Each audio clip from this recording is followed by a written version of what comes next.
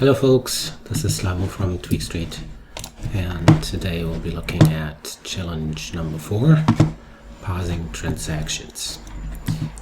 What we have is strings coming in, one per row, and each of these strings contains a date, a transaction marker, which is a constant basically, and a list of comma-separated numbers, which are to be understood to be the deposits or withdrawals, depending on whether they are positive or negative.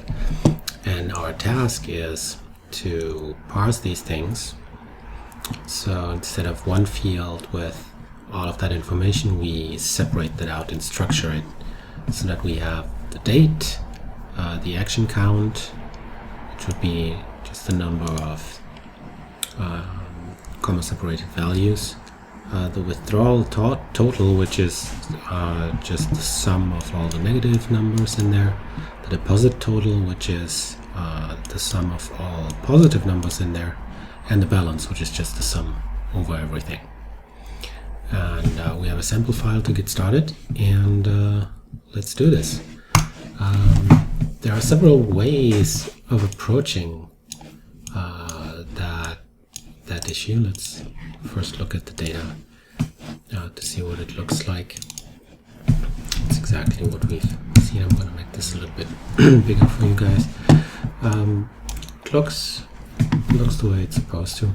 And as I was saying, there are multiple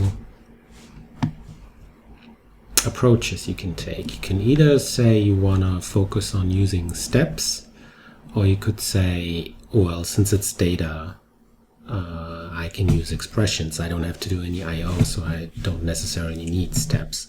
I can do all this, with formulas, which is true. And I'm first going to show you the way with steps, which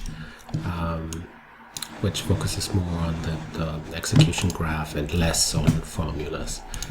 So let's see what we can use. The first step we're going to use is something that splits the strings. The split to fields is valuable. We're going to need a subject to split, and we're going to need a separator, decide whether the separator is a regular expression, the limit, and then we're going to have some output fields. The best way to configure this step is to actually use some data that you know is going to be passing through, put it into the subject as a constant, say what the separator is going to be, and I could use space for separator, no limit, and then say fetch fields, and you're going to see that the step is smart enough to say, okay, this is going to go here, here, and here, and this is the expression that kind of digs into the results of the step, accesses the parts, and says, okay, this is the first one, second, third, and by default it's going to be nil, which we could change if that was a more sophisticated case where things could be missing, especially towards the end. We could say, okay, we're going to use something else as a default. So what are we going to do? We're going to say, okay, let's take the date as it is. We're just going to rename the field, call it date. We have this transaction marker, which we could just ignore. We don't need it. And we have these actions. Let's just call them actions. And that should be it. Split date actions. And when we run this, we should see that we have our date and we have our actions. I'm still using a constant here, so I don't want to split the same data every time, so I'm just going to say I want a field reference, and I'm using my transaction field that's coming through. And now it's going to be different every time. Alright. Okay, so we can see that the actions are missing in one instance. Maybe the next thing we do is we just remove that one. We filter that one out. or we could replace it with a 0, depending on whether we want the date to appear as a 0 date or whether we want to get rid of it. I'm just going to I don't know, let's do the 0 thing. So if we have our actions, we can just say I want the default to be 0 if there are no actions to be had, and that should make it easy to retain the state and make sure that it appears even though there's no data. So just so we have no gaps in our data later on. If we ever wanted to analyze data like this, we wouldn't lose that particular day. Okay, the next thing we can do, the next thing we should do is we should make sure that we can work with this. We're basically trying to make this a proper data structure with numbers in it, as opposed to just a string, which it is right now. So one thing we can do is we could say, let's split again. Why not? Let's split again, but this time it's gonna be slightly different.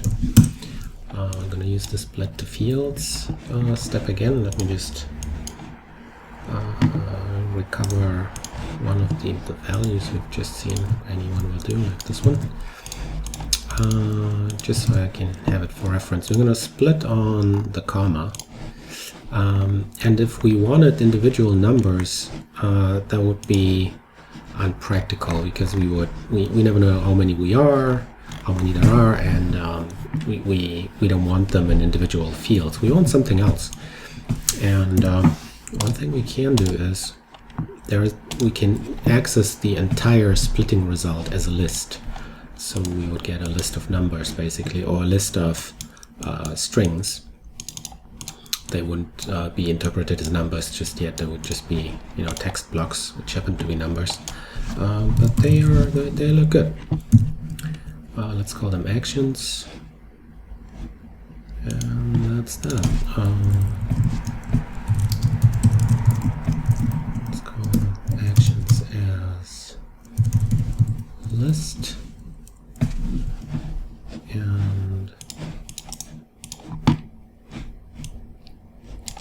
let's see if that works. It would, but I'm still leaving the same constant again. I should get into the habit of... Okay. And since we already have a field that's named actions, the field is just updated. So we don't carry the string version around anymore, we just replace it. And so we have a list of strings in here, which now is much more workable. Now the question is what we're going to do with that. In terms of steps, we're kind of on the step-centric solution path. What we can do is there is a step that allows us to look at a list and generate every item that is in the list as a row into the row stream. So typically this would be used for, that's the step, get items. Typically this would be used to generate some constant data, like this one is a data grid with ID and name. And when you run this, I'm going to run this just for fun. It will generate a row for every item in the configuration. In the configuration I have 3 items, and for every item it will generate a row that has the item number, the total item count, so item number and the total item count. It's going to be 1, 2, 3 for the item number, the item count is a constant. And then results.item is the entire item, so an entire row, and the default configuration just accesses the ID and name of these records and puts them into separate fields, which is why they appear as separate fields with the values spread out. But this items is just a list of items. It happens to be a constant here, but we can use whatever we want, and we don't need to have records in here. It could be numbers or strings or whatever, and use that. So let's give this a try. So let's say we want to get items, which will be our actions, and the actions we have are going to come from our field reference. We need a list. Our list is going to be actions, and we're not interested in item count or anything, but what we do want, we want the current list item, and we want to treat every list item as a long number. Just call it action. So this will cast the strings in the list. It will pull them out and then cast each of them into a long and put them into a field called action. Extract action, each action. And so what we can expect now is that we'll have a duplication of data. So we're going to have, for every date, we're going to see each action split out individually, and this is what we did. And then notice that these numbers are numbers now; they're not strings anymore. So we can start summing them up and things like that. Maybe we should get rid of the actions and the transaction field, so they don't clutter up our preview. Let's use the pick field step to do that. We're just gonna pick the ones that we want. So we're gonna leave date in and action. And another preview should show us that we indeed have only the date and the action. Now that we have them in sequence, we can go on and group them back together, and we're gonna create one row per date, and we're gonna be grouping up the actions. So let's do that. The simplest thing maybe to start with is just a count. I think the requirements say we need the action count. Yeah, so let's do that first. We only have one group field. It's going to be the date field. It's going to stay the way it is. We happen to have collated groups, which means consecutive values are equal, and all consecutive groups of equal values constitute a group, as opposed to taking a global total over everything in the row stream. This is more efficient.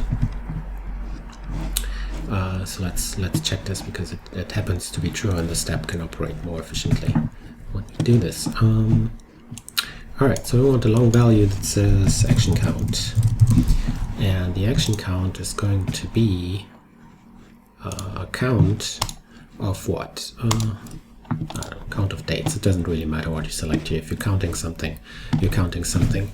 The only interesting special case is if you happen to have nil values, whether you want to count them separately or not, which is not our concern right now. Let's attach another dummy. Go back to see what we got. So we have the action count of 5, 8, 10, 10, 1, 4, 3, and 10 again. It looks about right to me. 1, 2, 3, 4, 5. 1, 2, 3, 4, 5, 6, 7, 8. This is 10, 10. This is 0, 1, 2, 3, 4. 1, 2, 3, 3. Oh, the one thing that is interesting is that we retained the 5 with an action count of 1, and it just happens to be empty, so it's going to be 0. All right. about right. Let's add more, a little bit more sophistication to our group by. So we need a withdrawal, deposit, and a balance. So I think the balance is the simplest one. We just add everything up. Balance, and move this aggregator to be a sum, and we're summing up whatever happens to be in the action field. So that should give us a balance of 8 in the first example, and the others look about right, including the 0. The next one would be withdrawal or deposit. Let's go with withdrawal first. So what is this? Withdrawal total. Let's move this up. It's also a sum, and it's also a sum of what's in the action field, but it's conditional. We only want to sum it up if it's a number below 0. And so what we can do is we could morph this to be a formula, which is this is the value that gets summed up, and by default it's just whatever happens to be incoming as action. But we can make this conditional by saying, okay, so if this action value is lower than 0, then we want to use it. Otherwise, we're just going to put 0 into the aggregation, which is not going to change the sum. And we can do the same thing with deposits, but in this case, we just want to put the ones greater than 0 into the total.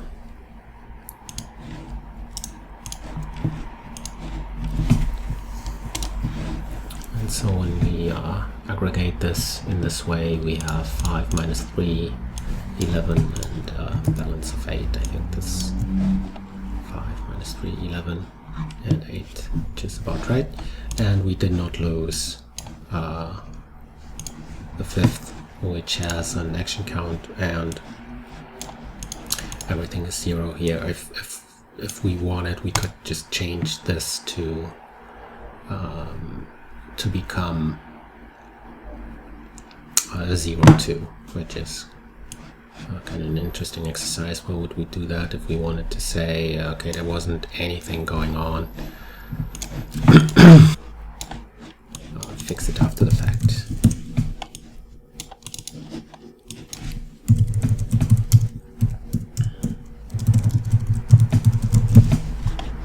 I'm going to say that the action count is going to be the formula, and it's going to be if the action count we got is 1, and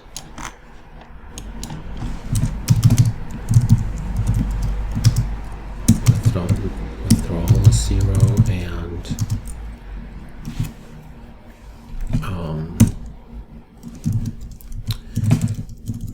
and deposits are also 0.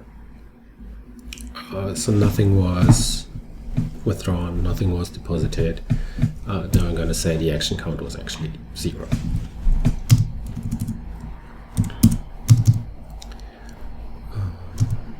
How do I format this so it looks halfway decent?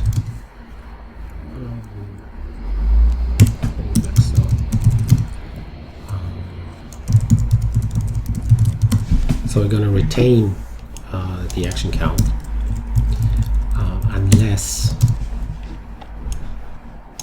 we have this condition that we specifically check for. So we have an action count of 1, no withdrawals, no deposits. We could also, if we hadn't gotten rid of the initial fields, we could check whether the transaction field was nil, which is less gymnastics, I suppose. Maybe let's do that. So we're going to say we're going to keep the actions field just for this purpose. And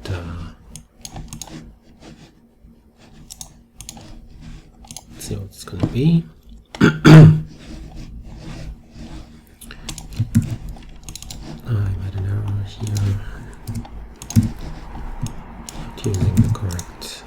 operator.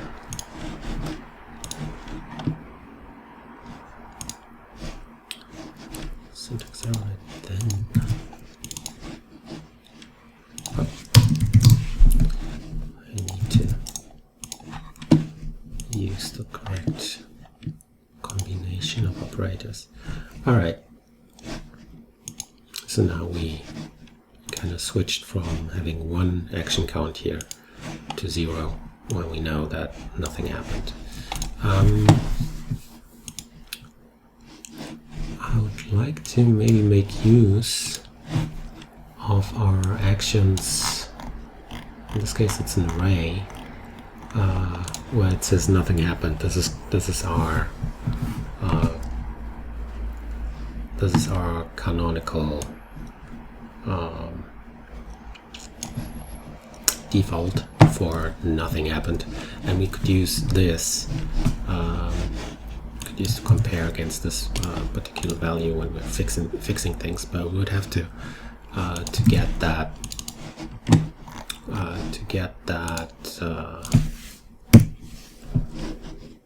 value through the aggregator, and then we could say if in actions, if that actually is this particular value,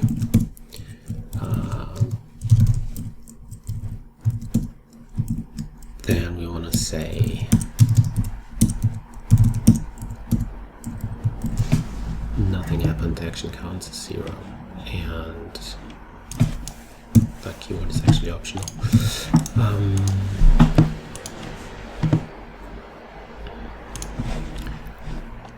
And here again, the action count is corrected to 0, but this time we've been deducing less or deducing nothing from the totals, and we've been just looking at the action as they're actually coming in.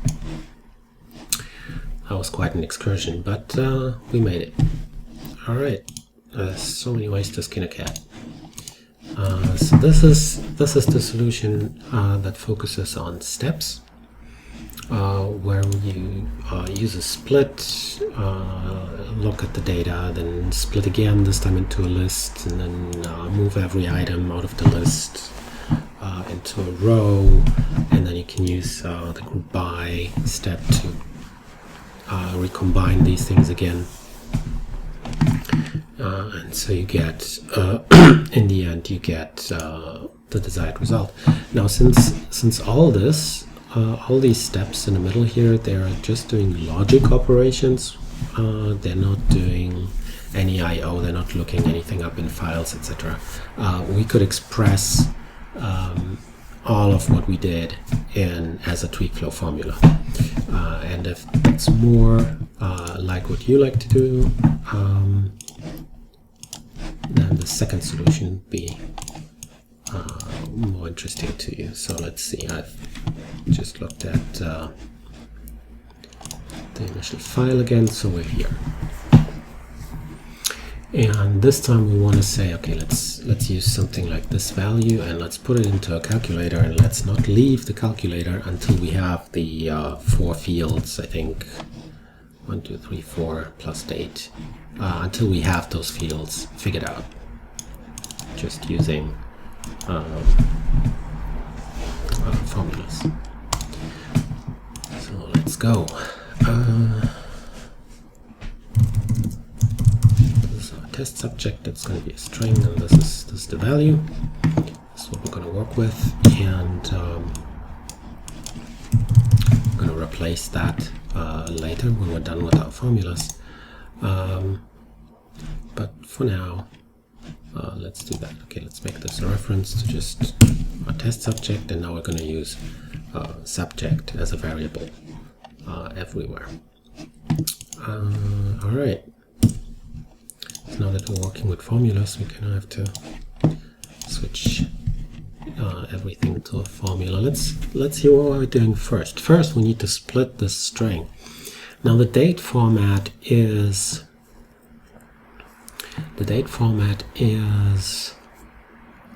fixed. It's always like 4, 5, 6, 7, 8, 9, 10.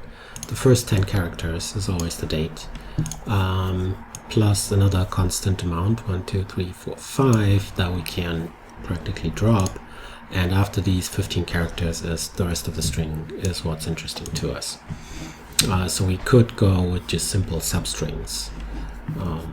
We could also go with a split operation and split on, say, this entire string, this space trx space, which will give us whatever is on the left and whatever is on the right. And that is what we need. Maybe let's do the string split just to demonstrate. So to find out what string functions are available, you always go to the module standard library documentation of Tweakstreet and type in strings, and you get all the functions of the strings library, which has a split function.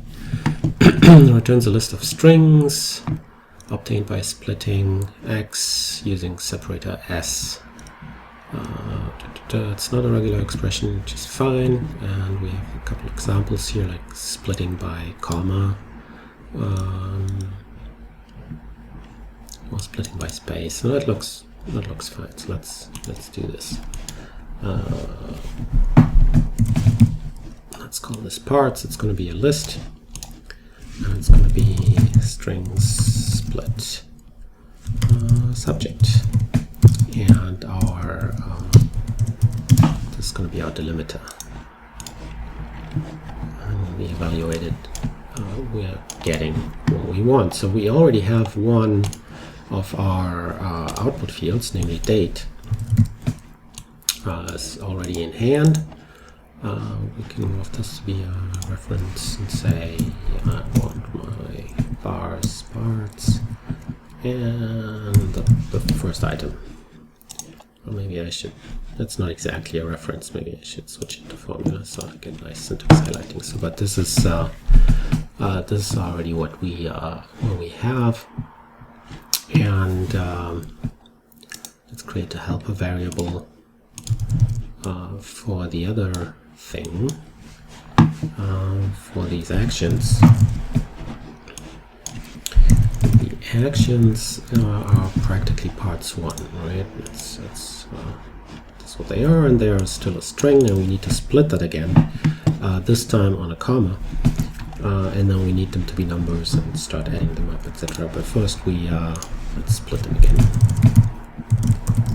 String split, and this time we're splitting on a comma, and so this time this we're getting is going to be a list.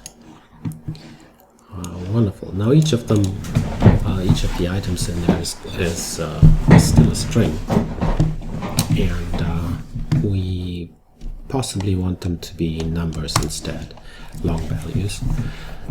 So what we're gonna do, well, we're just gonna convert them.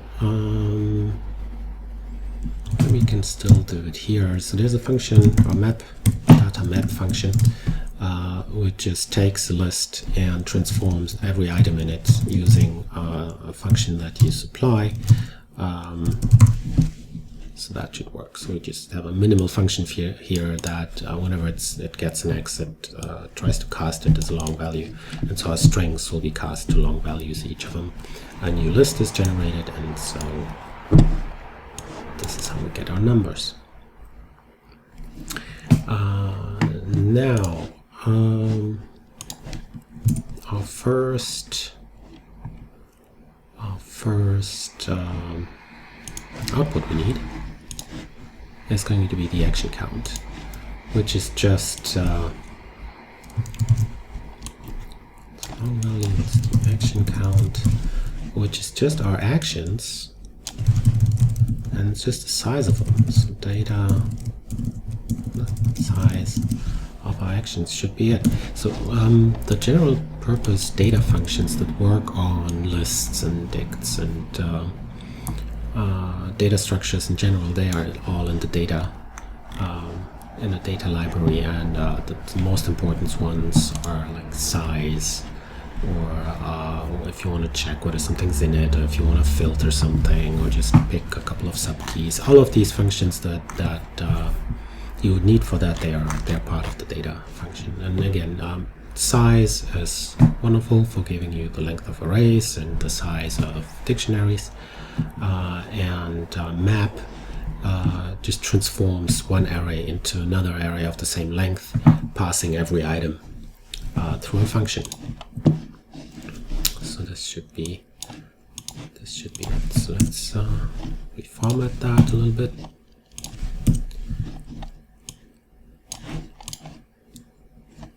And let's see what we're getting. All right, action count was 10, which is correct for our numbers here. What else we need? We need withdrawal total. Okay, maybe let's start with balance. Balance should be easiest, because what we need to do with balance is we just need to add all the numbers up, all the numbers in this array. And one way of doing that is to say, I'll do it here. One way of doing balance and adding everything up is just to say, is to use a reduce function.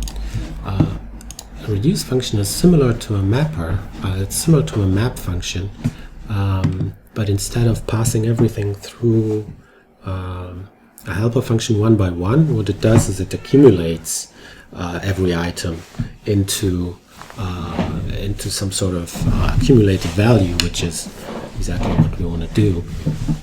And the reducer reduce function takes the list we want to work on, some initial value that if you want to do a sum that would be 0, and a function f that takes two arguments. The first argument is the already accumulated value, which is initially 0, and the second argument is the value that you need to accumulate, and what you return is the new accumulated value. So if you wanted to sum up an array of 1, 2, 3 starting with 0, you would create a little function like that which says, okay, what have we already summed up? That will be the accumulator. What's the number that we are dealing with right now? That will be x. And so what's the new accumulated value? And that will be just the sum. So I can just copy and paste this and replace our array here with our actions. And that is it. What it should be. Balance is 132. I'm going to have to believe that for now. But I can, I suppose, if I look at the jobs that we've ran, like the last job we've ran on this particular thing, where is our value? I think that was this one, and had a balance of 132.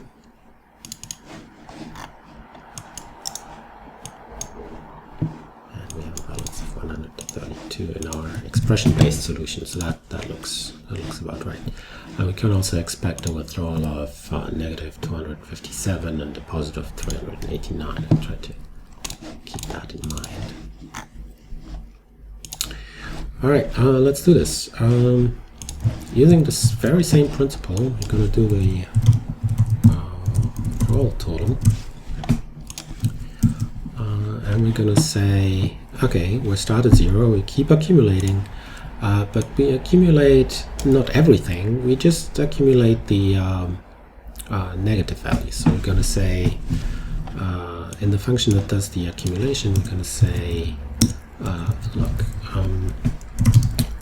if Rx is below 0, then you return that value, otherwise you just return 0 into the accumulation. I'm sorry, return the previous accumulator, so we're not accumulating anything.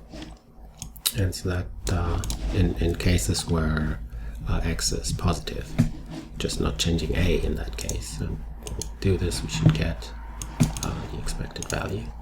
And we do the exact opposite for the deposits. We're going to say, okay, so if x is greater, then we're going to say we're gonna do some. We're gonna sum things up. Otherwise, we're gonna just leave it as is. And so that looks about right too.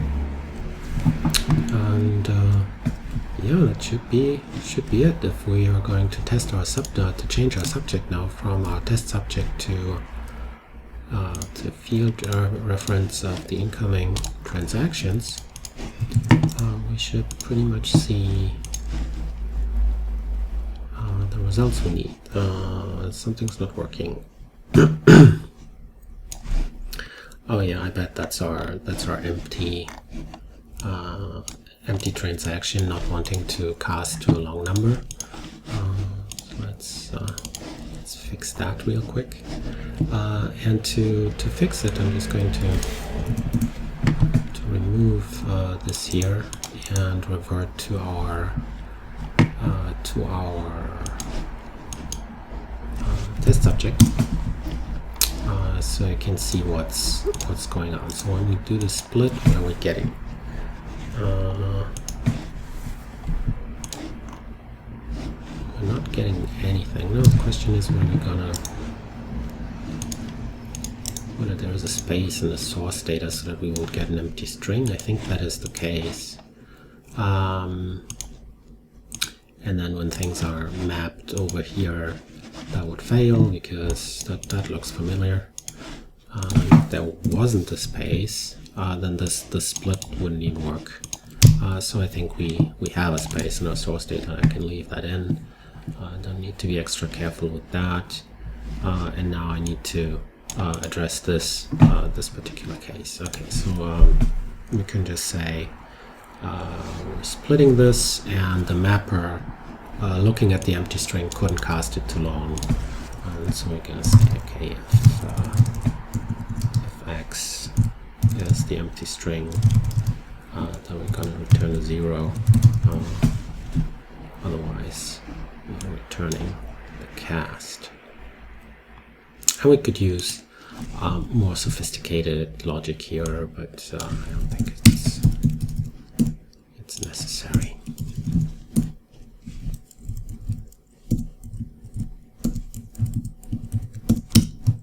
Let's make this a little bit more readable. Now we could be more careful and try to deal with more, special variety cases where this wouldn't even split, and like harden this a little bit.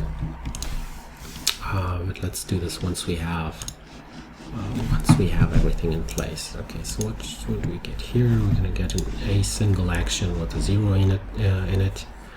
That's fine. What we could also do is, I think at this point it would be convenient if we generated an empty list for anything that's really empty. And so we could remove that check inside the mapper, and we could say, okay, if that string is empty, then we return an empty list, and otherwise we go do this, and that should actually work. It should give us an empty list.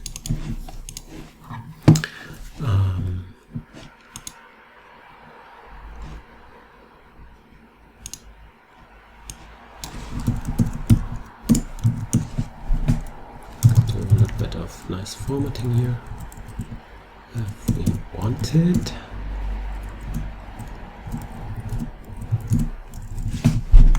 Depending on taste. The script doesn't care about the white space at all, so you can format it a solution anyway that is convenient for you to look at and understand. Right, so now when we look at this, see what we get our date, we had 0 action count, 0 balance, exactly what we wanted. So now we can change the subject again to be a field reference and deal with incoming transactions. And here we go. We have an action count, withdrawal total, deposit total, balance. We took care of the special case of the 5th of December not having any actions, and it's all been done with expressions inside a single step. It's kind of the preference that you might have of doing things one way or another. Whenever there is no I/O going on, nothing is read from an external data source, nothing's looked up anywhere, nothing's written to files, etc. You can always get away with solving a data problem with expressions if this is something you like doing, if this is accessible to you. If you prefer working with steps, you can do that too. And then you get a little bit more help from the UI and have less to worry about in terms of, well, do I have to code a lot? No, you don't. And even things like what I did here, you could just work around by creating a field that is, that is only negative action or only a positive action. So that would be like one calculator step where you have a little formula, which is basically this one. And then you could just select these things here, or you can do it inline, like I did here. Anyway, this is it for the weekly challenge number 4. Hope you enjoyed it, and see you next time.